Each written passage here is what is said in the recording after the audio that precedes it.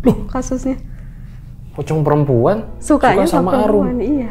Makanya di situ Arum sampai, aku ingat banget di situ Arum nangis emosi. Dia berani bilang gini ke sosok itu bang, karena ini saking capeknya ya. Dia bilang kayak gini, udahlah jangan ganggu aku lagi gitu kan, kayak alam kita juga udah beda gitu, aku nggak mungkin sama kamu, aku juga bukan lesbi. Arum sampai bilang gitu bang. Dan kebetulan waktu kita jaga di poli gigi itu bang, si Arum emang lagi menstruasi sih.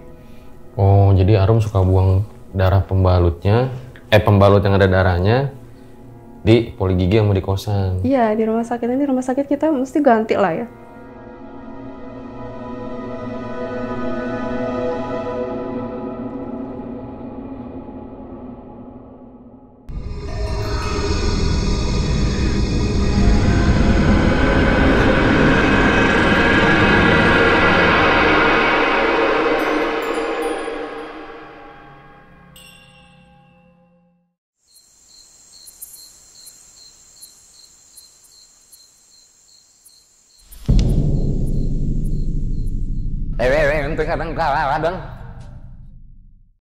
Ya, jadi guys, ini adalah lanjutan kisah perawat gigi yang mengalami kejadian horor tuh. Menurut gue sangat horor banget karena ini dia berdua nih yang ngalamin. Dan di Twitter itu pas dia cerita bener-bener viral banget, hampir 70.000 likes guys. Tonton video sebelumnya biar kalian ngerti cerita pada kali ini. Dan yang buat udah nonton part 1, tonton sampai habis nih biar kalian ngerti. Sebetulnya ceritanya tuh menurut gua aneh banget ya, karena gue baru denger nih ada pocong perempuan suka sama perempuan. Ya nanti kalian lihat sendiri lah fullnya kayak gimana. Gue Fajar Aditya, selamat menonton part yang kedua. Berikut adalah ceritanya.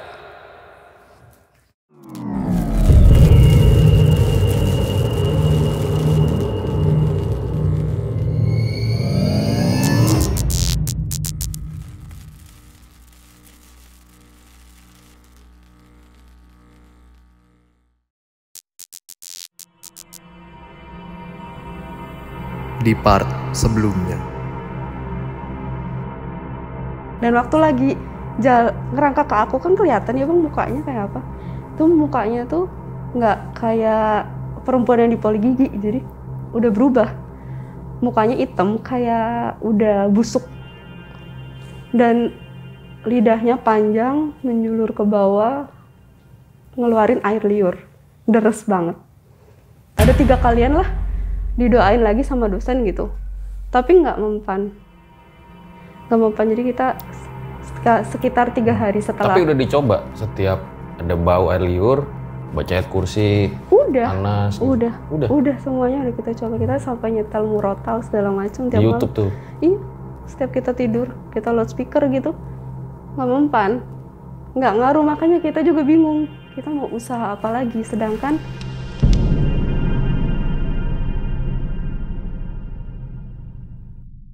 waktu itu kan kita lebih fokus, jujur kita waktu itu lebih fokus ke praktek sih bang. Kayak kita juga nggak mungkin bolos praktek juga kan, izin praktek alasannya apa, masa alasan ini dijadiin alasan juga nggak mungkin kan. Iya. Nggak mungkin alasan ini buat alasan tuh, kayak keluarga aja nggak percaya, apalagi orang-orang di rumah sakit gitu. Mau nggak mau kita tetap praktek, dan kita lebih fokus ke situ sih jujur.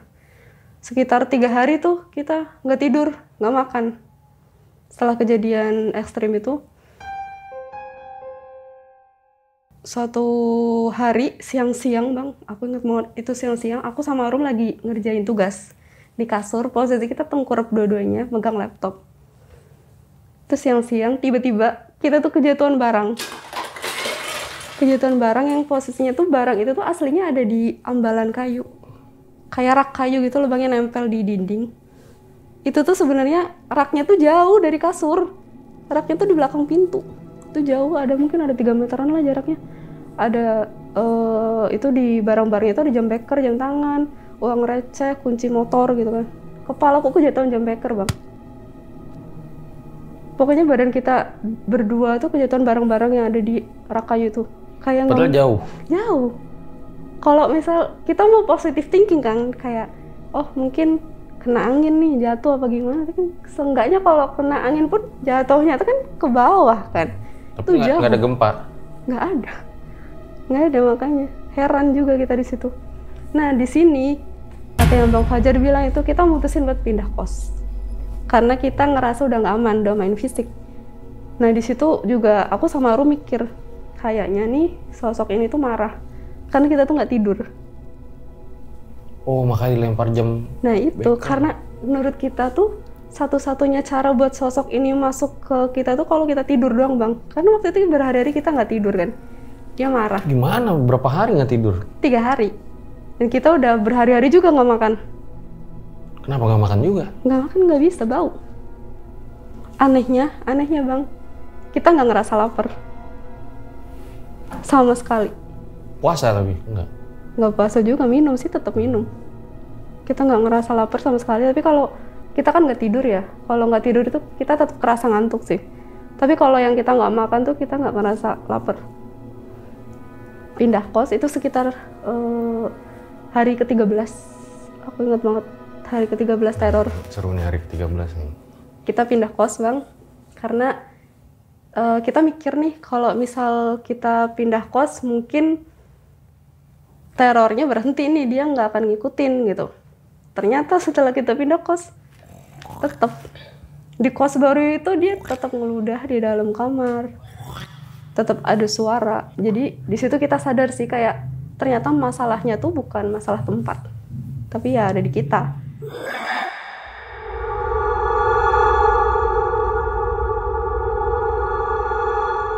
Sebentar, kos yang baru ini kayak gimana tempatnya? Kos yang baru ini kurang lebih sama kayak yang cuma kamar mandi dalam, bedanya kayak gitu aja. Rame juga?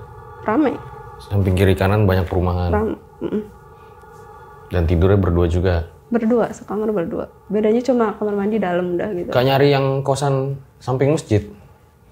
Ngaruh tah? Kayaknya nggak ngaruh juga. Tinggal lari. Tolong ada. Tambah serem di masjid kayaknya deh. Ada yang riak, Pak Haji tolong. Nggak ada deh, nggak ngaruh Bang. Kayaknya nggak ngaruh juga sih. Terus kita pindah kos tuh Bang. Kita tetap ngelakuin pola hidup kita yang ekstrim itu. Kita nggak makan, kita nggak tidur. Dan di situ kita udah dalam kondisi pasrah. Kayak cerita ke siapa-siapa nggak percaya, sedangkan kita masih harus praktek. Didoain pun nggak ngaruh gitu kan Bang. Kita tuh udah mikir kayak bilang ke dosennya gimana tuh? Bilang ke dosennya, oh nggak ngaruh nih gitu? Iya. Terus kata dia? Ya sabar gitu aja. Sabar Pak. Cuma gitu aja respon dosen itu, sabar.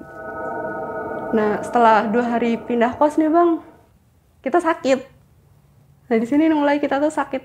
Ya, karena tidur, badan nggak bisa bohong kan. Iya. Tubuh tuh nggak bisa bohong. Aku sama Arum sama-sama panas, menggigil, kita sampai muntah-muntah. Karena udah kondisi kita udah payah banget, kita sampai izinkan nggak praktek. Kita mutusin buat periksa ke dokter umum. Di dokter umum, ternyata kita baru sadar Bang kalau ternyata kita tuh berat badan turun drastis banget. Arum tuh turun 7 kilo. Aku hampir 5 kilo turun. Kan kita nggak terlalu sadar sih, di situ kan ditimbang kan. Gila. Jadi saking stresnya, saking berat badan sampai turun 7 kilo. Dan kita juga nggak makan berhari-hari kan. Kita nggak makan berhari-hari, stres, praktek. Nggak dipaksa memang? Nggak bisa. Kita muntah. Karena bau? Iya, nggak bisa Bang.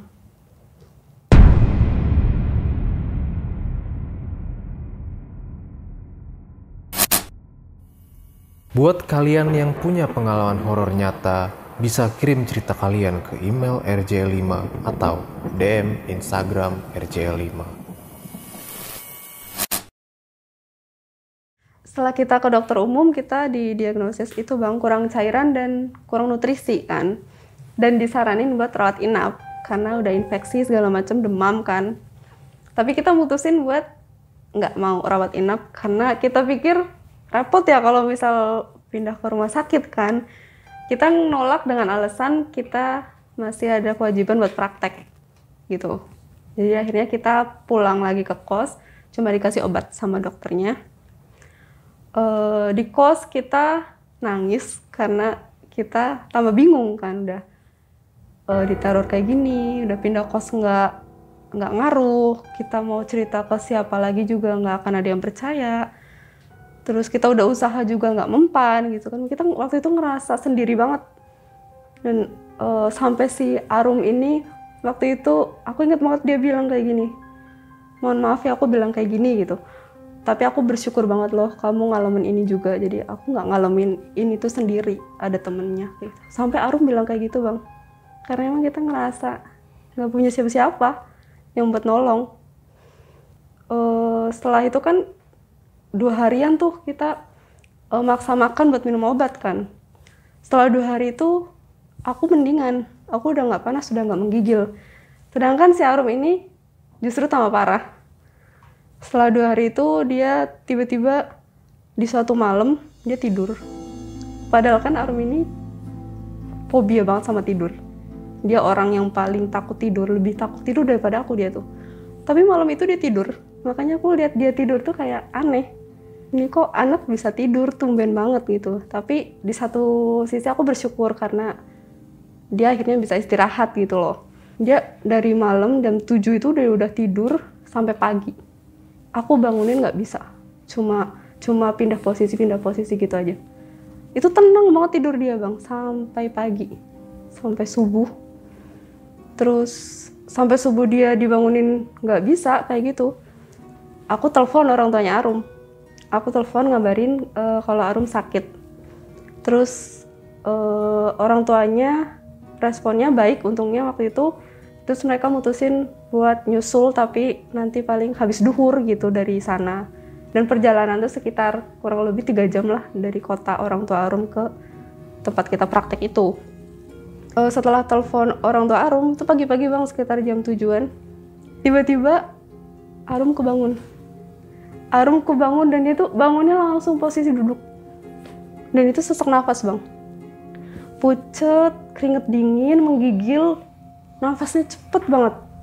Aku nanya gitu kan, kamu kenapa gitu kan.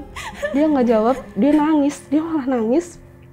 Akhirnya aku ngeliat dia sesak nafas kayak gitu kan, itu kan udah gawat ya bang. Aku lari keluar minta bantuan ke orang-orang yang ada di sekitar kos gitu. Akhirnya aku dibantu sama bapak kos sama anaknya buat bawa Arum ke IGD. Di perjalanan ke IGD kan pakai mobil ya bang. Aku duduk di belakang sama Arum. Di perjalanan dia nangis-nangis megang tanganku sambil bilang, tolong jangan biarin aku tidur lagi. Aku nggak mau tidur. Kalau aku tidur, tampar aja gitu. Dia tuh sambil nyubit-nyubitin badan dia sendiri bang di mobil. Karena biar dia nggak ngantuk. Karena dia saking takutnya tidur setelah dia bangun. Padahal dia habis tidur lama kan. Di situ aku nggak nanya macam-macam sih. Aku cuma yain aja suruh istighfar gitu.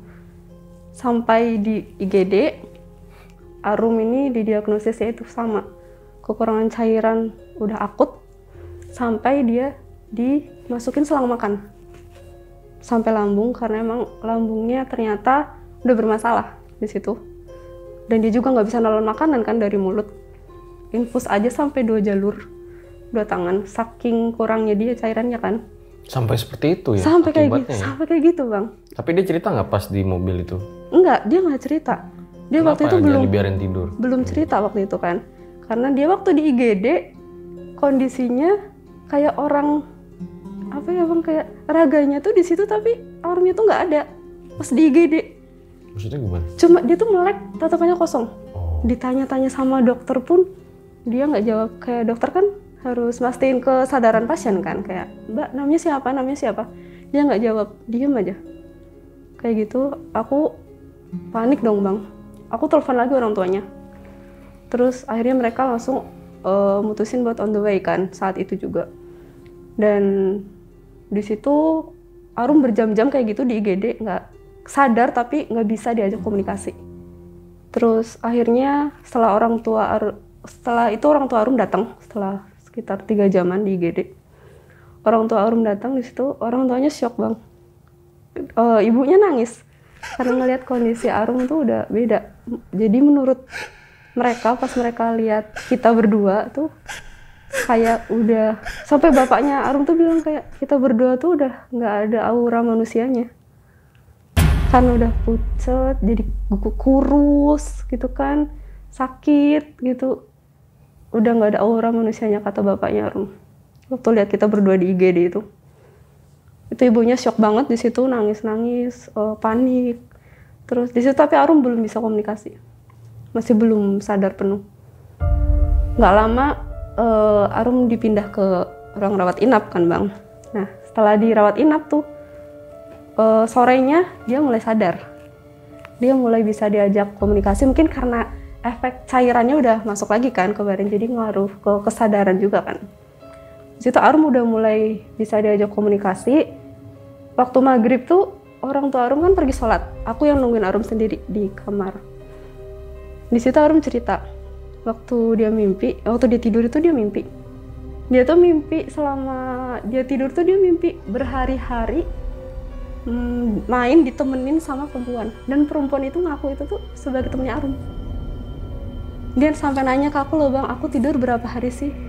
Kamu tidur cuma semalam, tapi aku mimpi kayak ngerasa udah ngejalanin berhari-hari sama perempuan ini, sama perempuan yang ngaku temen. Perempuannya mirip yang waktu itu datang ke klinik? Enggak, dia nggak ketahui mukanya, nggak kelihatan. Jadi diajak main aja? Cuma gitu? diajak main, kayak diajak ngobrol, diajak makan gitu. Masih diajak jalan-jalan. Ngobrol apa? Nggak tahu, dia nggak cerita sih, dia nggak cerita ngobrol apa. Menurut dia itu udah berhari-hari kan, sampai akhirnya si Arum ini sama perempuan itu duduk di tanah lapang, kayak tanah warna merah gitu kan bang. Mereka ngobrol yang tanpa suara mungkin ya, karena Arum nggak cerita juga mereka ngobrol apa ya. Dan perempuan ini tuh tangannya sambil ngegali tanah. Mereka ngobrol tapi perempuan ini tuh sambil ngegali tanah tangannya. Dan entah dari mana tiba-tiba galian dia tuh tiba-tiba udah dalam, lubang dalam banget, terus dia nyemplung, perempuan ini nyemplung ke dalam kan. Terus dia manggil Arum, sini ikut masuk gitu, nyuruh Arum buat masuk. Karena Arum emang orangnya takut sama gelap ya bang, karena itu saking dalamnya tuh sampai nggak kelihatan lagi orang kalau masuk ke situ. Arum bilang nggak mau, aku takut gitu. Nggak apa-apa, ada aku di sini gitu. Terus Arum tetap nggak mau, dipaksa-paksa tetap nggak mau. Akhirnya Arum lari. Di mimpi itu Arum lari, pas dia lari tiba-tiba perempuan itu tuh udah di belakang dia ngejar, udah ngejar cepet banget. Dan di situ dia bangun. Dibilangin nggak sosok perempuannya kayak gimana? Perempuannya nggak dibilangin sih. Pokoknya perempuan. Pakai baju merah tetap. Baju merah. Pakai baju merah tetap. Karena kadang mimpi kan samar-samar gitu kan bang. Terus setelah Arum cerita itu, kita mutusin buat cerita semuanya ke orang tuanya Arum. Waktu mereka pulang sholat. Di situ, alhamdulillahnya ibu sama ayahnya Arum ini, mereka percaya. Karena emang udah ngelihat sendiri sih, karena kondisi Arum juga kan kondisinya jadi kayak gitu kan. Mungkin mereka waktu itu jadi percaya, dan ayahnya Arum ini langsung ngehubungin kenalannya di luar kota juga buat ngebantu. Yang ngerti lah hal yang kayak ngerti, gitu ya. Kayak orang bisa gitu lah bang.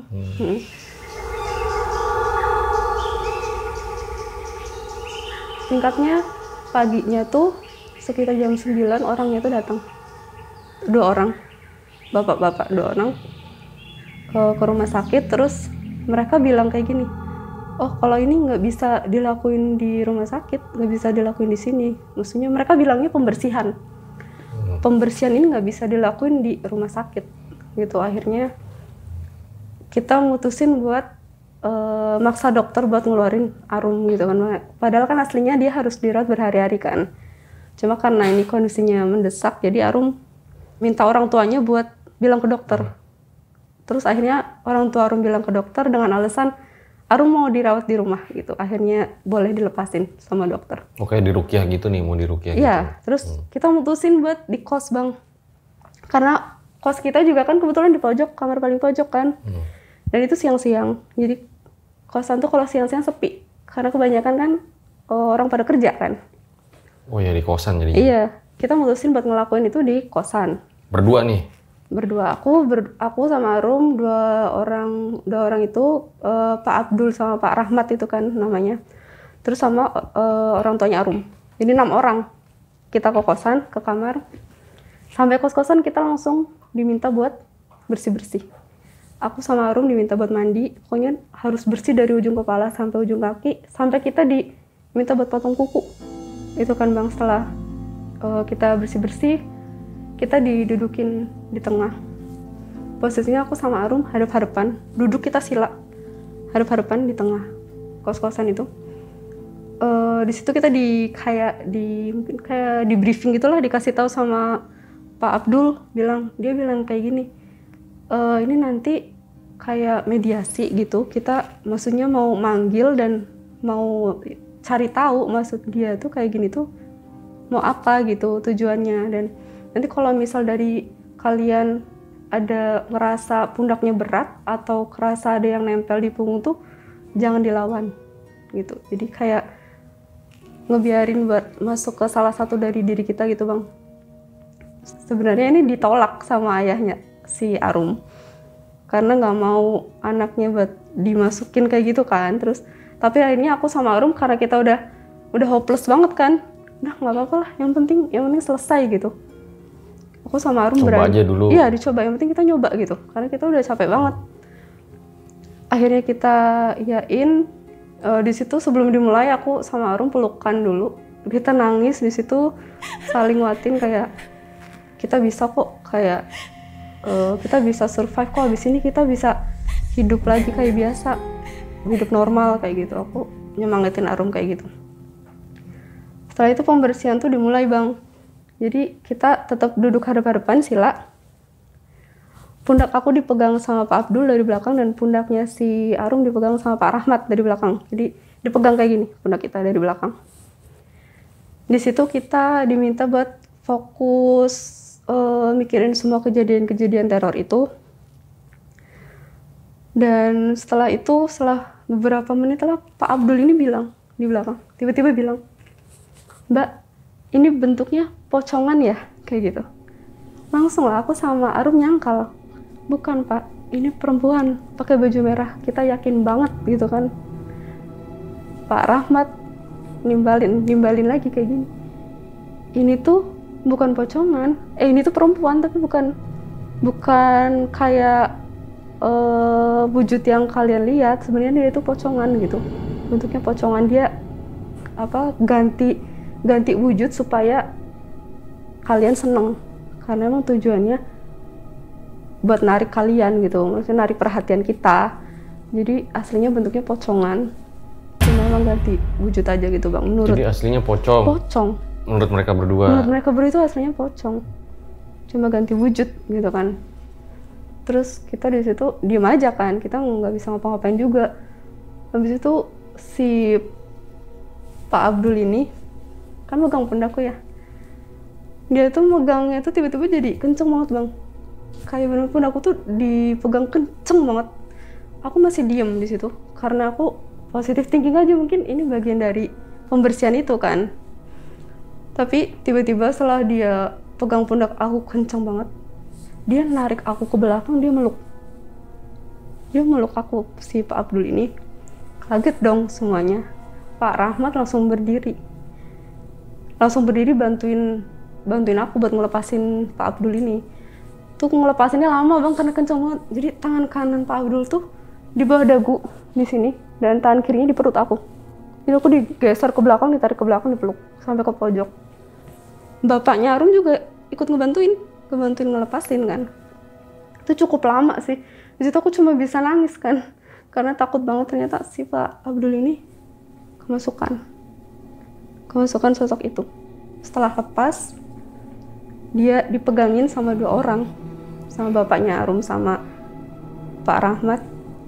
Dia posisinya persis kayak perempuan itu Bang, ngerangkak dia posisinya. Di tembok? Enggak, di lantai. Dia ngerangkak di lantai dan lehernya tuh kayak goyang-goyang kayak gini, kayak lentur banget lehernya. Dia melet dan ngeluarin air banyak banget, si Pak Abdul ini. Air liur? Iya. Dia tuh sampai, dan dia ngerangkak tuh kayak ngerangkak itu kayak ngarahnya ke arah kita, ke arah aku sama Arum, kayak mau ngambil kita gitu loh bang. Cuma kan ditahan kan, makanya itu harus dipegangin. Itu waktu itu dipegangin sama 2 orang aja masih kewalahan sih. Terus di situ aku sama Arum pelukan, dipeluk juga sama ibunya Arum, kita nangis bertiga kan karena ketakutan. Si Pak Rahmat ini mencobalah komunikasi sama sosok ini yang ada di tubuhnya Pak Abdul. Komunikasinya agak lama karena si sosok ini tuh kayak susah buat ngomong gitu loh bang. Jadi komunikasinya agak lama sampai sama Pak Rahmat tuh disiksa-siksa, kayak dipencet sininya jempolnya kayak gitu sampai dia ngejerit kesakitan. Akhirnya di situ setelah beberapa menit dia mau ngomong. Ngomong apa? Sama Pak Rahmat tuh langsung ditanya kayak gini, kamu suka sama mereka berdua gitu, ditanya kayak gitu. Dia senyum dong, dia ngangguk sambil tangannya tetap ke arah kita gitu bang. Dia senyum, dia ngangguk, terus Pak Rahmat nanya lagi, mau yang mana gitu, suruh milih kan di antara kita berdua. Terus si sosok ini tuh nunjuk si Arum, terus di situ dia nanya lagi kan Pak Rahmat tuh, kenapa kamu milih dia gitu kan, padahal kan dua-duanya sama gitu kan.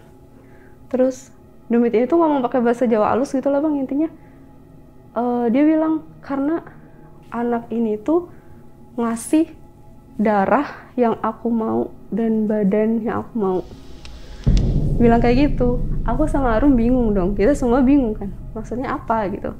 Di sini Pak Rahmat tuh karena mungkin udah sering nanganin kasus kayak gini ya, dia langsung nanya ke Arum, Duk, kamu kalau menstruasi pembalutnya kamu cuci nggak? Kamu buang nggak? Terus di situ aku sama Arum langsung Arum ini emang tipe orang yang nggak nyuci pembalut bang. Jadi langsung dia kerasakin, langsung dia buang gitu aja.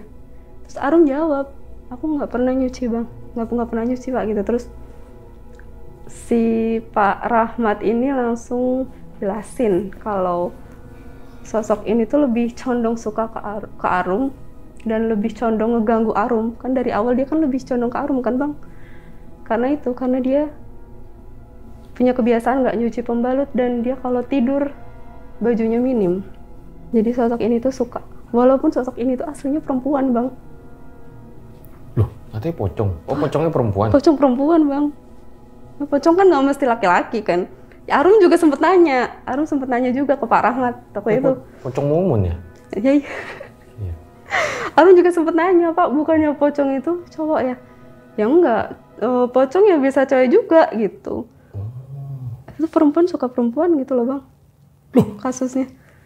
Pocong perempuan Sukanya suka sama perempuan, Arum? iya. Makanya di situ Arum sampai, aku ingat banget di situ Arum nangis, emosi. Dia berani bilang gini ke sosok itu bang, karena ini saking capeknya ya. Dia bilang kayak gini, udahlah jangan ganggu aku lagi gitu kan, kayak alam kita juga udah beda gitu, aku nggak mungkin sama kamu, aku juga bukan lesbi. Arum sampai bilang gitu bang. Karena dia... Sebentar, konsepnya gimana? Baru denger nih. Ya emang sama, aku juga pocong perempuan, naksir perempuan. Iya. Coba. Plot twist banget itu di akhir. Sampai dibilang gitu? Bilangnya. Aku bukan lesbi. Si Arum bilang gitu. Kata pocongnya apa? Ya dia nggak jawab lah, dia cuma diem aja. Terus Pak Rahmat jelasin lagi di situ kalau si sosok ini tuh emang mau bawa Arum ikut sama dia. Buat dinikahin. Dia pengen nikahin Arum. Itu sosoknya bilang sendiri bang. Itu sosoknya aku denger banget dia bilang sendiri pakai bahasa Jawa. Ya pengen nikahin Arum. Aku pengen nikahin Arum. Iya. Karena dia ngasih sesuatu yang dia mau. Si Arum tuh ngasih sesuatu yang sosok ini mau. Emang bisa buang pembalutnya di mana? Jadi tong sampah biasa. Tong sampah mana? Ya di kos-kosan lah. Dan kebetulan waktu kita jaga di poli gigi itu bang, si Arum emang lagi menstruasi sih. Oh, jadi Arum suka buang darah pembalutnya, pembalut yang ada darahnya di poli gigi sama di kosan. Iya, di rumah sakit. Nanti rumah sakit kita mesti ganti lah ya. Dia buang juga di rumah sakit. Terus ditanya-tanya lagi lah. Dan sampailah di pernyataan bahwa si sosok ini tuh bilang kayak, sebenarnya udah ngincer kita berdua tuh sejak kita main di rumahnya. Jadi sejak kita berdua praktek di rumah sakit itu tuh rumahnya bang. Di situ udah ngincer kita berdua dari situ. Dan tadinya mau bawa kita berdua kayak gitu, cuma karena si Arum ini kebiasaannya lebih jorok mungkin kayak gitu ya, dan dia suka, jadi dia lebih condong ke Arum waktu itu.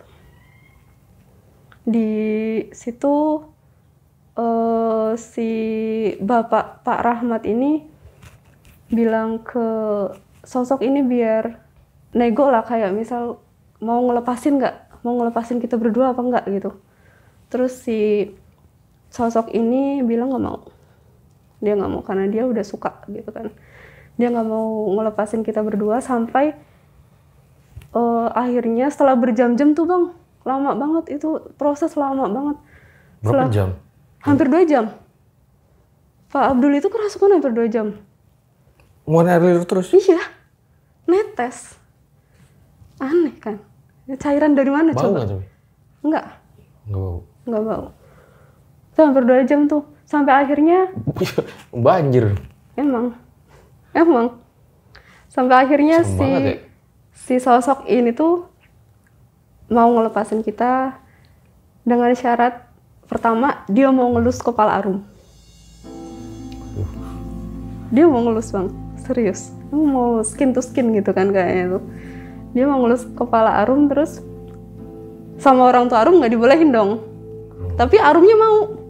Kayak ya udah, asalkan kamu nggak ganggu aku lagi gitu. Arum sampai berani nego kayak gitu bang, karena udah saking stres ya kan. Terus si demit ini janji maksudnya nggak akan ganggu lagi. Akhirnya dia beneran ngelus kepala Arum. Oh, ngelus aja? Ngelus, dan ada satu syarat lagi yang aku ingat. Dia tuh minta dikasih sesembahan gitu, kayak sajen kali ya, kita bilangnya kayak sajen. Diminta dikasih sajen tuh ada macem-macem, tapi yang aku inget tuh dia minta dikasih darah ayam cemani. Tuh ayam yang warna hitam itu loh bang. Dan itu harus disembelih sendiri sama Arum selama waktu kita diteror. Jadi selama dari kita ketemu dia di Poli Gigi sampai hari itu. Kira-kira kemarin aku nanya Arum sih, kata dia 17 harian. 17 hari itu ada filosofinya kata Pak Rahmat tuh, karena si sosok ini tuh nggak mau kalau selama 17 hari itu tuh dia nggak dapat apa-apa. Seenggaknya dia dapat darah ayam yang disembelih sama orang yang dia suka. Untung nggak minta kambing. Enggak, ya repot ya kayak gitu. Kerbau. Iya repot, ngerepotin kayak gitu ya. Tapi akhirnya diturutin itu? Diturutin. Akhirnya.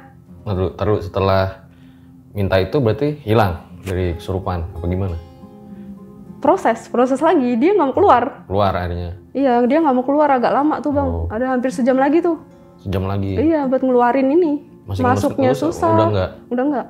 Masukinnya susah, ngeluarinnya susah kan, dia jadi ngerepotin kan. Terus habis itu setelah hampir sejam dia keluar juga akhirnya. Dan di situ Pak Abdul cerita tuh sebenarnya dia tuh aslinya kan mau masukin sosok itu ke kita kan, kayak sesuai briefing awal. Tapi karena Pak Abdul ini ngerasa kalau sosok ini tuh kuat banget dan emang sesepuh katanya di rumah sakit itu, jadi dia nggak akan berani masukin sosok ini ke kita, jadi dia biarin diri dia dimasukin gitu, soalnya biar bisa kontrol. Setelah itu udah nggak ada teror lagi sih. Jadi kita pulang ke rumah waktu itu, kita izin udah nggak kongkos lagi? Udah nggak, kita mutusin buat pulang, izin ke kampus karena kita sakit. Tapi nggak cerita ke kampus ngalamin itu? Nggak cerita, nggak akan percaya juga sih kayaknya. Kita pulang ke rumah masing-masing, aku diantar sama keluarganya Arum, sama Arum ke rumah gitu. Dan di situ keluarga Arum cerita ke keluarga aku, baru keluarga aku percaya bang. Tadinya kan mereka saklek, nggak percaya banget. Terus disuruh zikir? Ya, disuruh zikir lagi. Di situ Arum setelah itu bang, dia disuruh cuti sama orang tuanya 1 tahun karena orang tuanya trauma kan, jujur. 1 tahun dari kuliah. Kok bisa anaknya disukain pocong wanita gitu? Nah, iya makanya orang tuanya juga makanya. Setelah itu Arum disuruh mondok bang sama keluarganya. Jadi pesantren. Iya, maksudnya pesantren. Iya, biar dapat hidayah mungkin ya, karena kebiasaannya kayak gitu ya. ngeri juga. Terus masuk pesantren setahunan dan di situ keluarganya mutusin buat Arum berhenti kuliah, ganti jurusan karena trauma itu sih. Jurusannya apa sekarang? Dia terus keluar ganti jurusan ekonomi. Mulai dari awal lagi. Ekonomi syariah. Iya. Aku tahu. Dan pesantren. Oh iya. Ekonomi barat kapitalis. Ya itu terus ya karena mau nggak mau kan kalau keperawatan gitu setiap semester selalu balik lagi ke rumah sakit, dan orang tua Arum nggak mau. Makanya di situ. Dan setelah kejadian itu pun Bang, si Pak Rahmat ini tetap kontrol si Arum gitu, kayak ditanya-tanya dulu. Ditanya-tanya diganggu apa enggak gitu-gitu. Dan ternyata dari situ si Arum dibilangin sama Pak Rahmat, ternyata Bang Fajar inget nggak, aku cerita tadi di awal kan kayak kita tuh nggak makan tapi nggak ngerasa lapar. Nah, itu tuh memang ternyata tujuan dari sosok ini, yang sengaja ngebikin kita stres, ngebikin kita sakit. Kena mental Biar nanti kita sakit parah terus nanti bisa dibawa sama dia. Emang itu kayak gitu. Dan dia marah karena kita nggak tidur berhari-hari itu dengan cara ngelempar barang. tapi malah seneng dong, kan jadi sakit. Jadi sakit. Nggak seneng lah Bang. Enggak sih, hantunya. Apanya? Hantunya kan jadi sakit. Iya sih. Terus setelah itu ya udah sih aku sama Rum nggak ada gangguan-gangguan lagi sih setelah itu. Tapi masih ngekos akhirnya? Kuliah? Masih. Sendiri? Dan nggak ada gangguan-gangguan lagi? Gangguan dari ya udah nggak ada. Dari kejadian itu ya udah nggak ada. Udah nggak ada lagi? Udah nggak ada. Sampai hari ini? Sampai hari ini alhamdulillah nggak ada. Nggak ada. Oke, kita bahas di closing.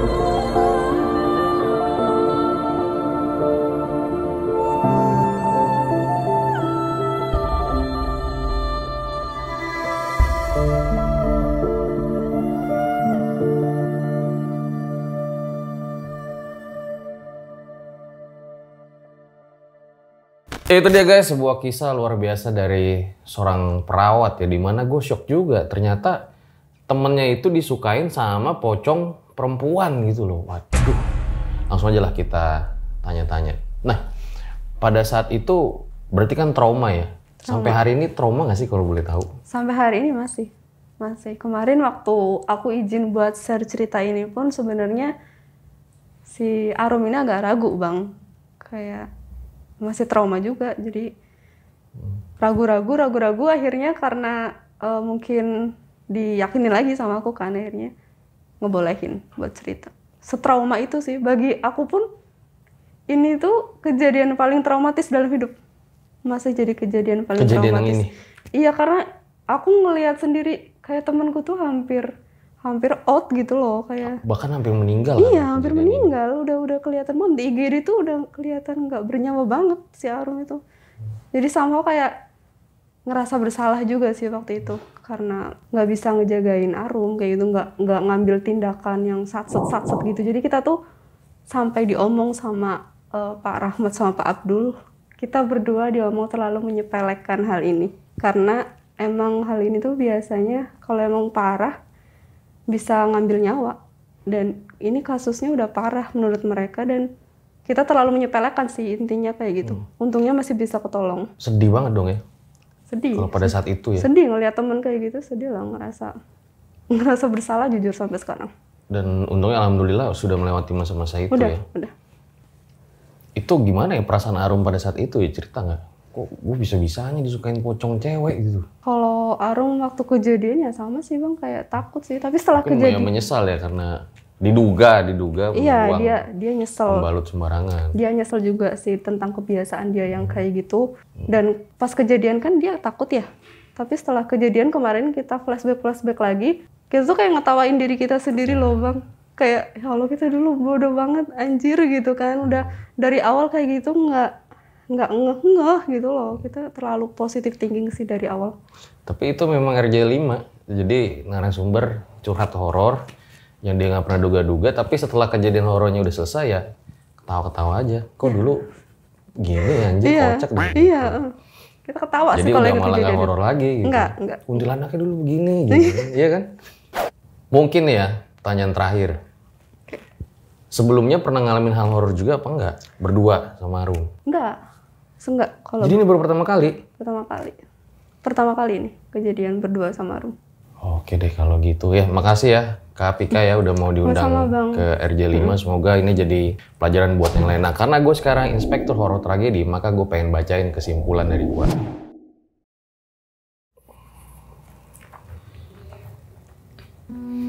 Jadi ketika Pika magang di salah satu rumah sakit, dia malah ketemu sama pasien hantu. Dan setelah ketemu itu, dia itu diteror selama berminggu-minggu, di mana yang anehnya selalu ada suara riak dan air liur. Di mana air liurnya itu sangat mengganggu karena baunya seperti terasi busuk. Dan setelah mengalami trauma itu, mereka sampai tidak tidur dan bahkan Arum hampir meninggal pada saat itu karena mungkin stres ya dengan apa yang dialami. Untungnya mereka bangkit melawan masalah-masalah itu dan diketahui kalau diduga karena ada sosok pocong wanita yang menyukai Arum. Akibat darah pembalutnya dibuang secara sembarangan. Jadi guys, di balik pekerjaan dari perawat banyak sisi-sisi the untold story-nya yang mungkin kita tidak tahu. Salah satunya ya ini, masalah dari yang sebetulnya di luar akal logika kita. Dimana kok bisa-bisanya dapat pasien hantu yang ternyata malah perawatnya disukain sama pocong wanita. Itulah suka duka profesi perawat, dimana walaupun dia mengalami hampir stres gitu, tetap mengutamakan pasien terlebih dahulu karena memang itu kode etik dari pekerjaannya. Semoga kalian dapat mengambil hikmah dari kisah pada kali ini. Dan langsung aja gue ketok palu kalau cerita ini adalah wah, gila sih. Ambil baiknya, buang buruknya. Dengan adanya kisah-kisah seperti ini, jangan malah menjadikan kalian takut. Tapi kalian harus makin yakin dan percaya dengan kebesarannya. Gue Fajar Aditya, RJ5 undur diri. Ciao.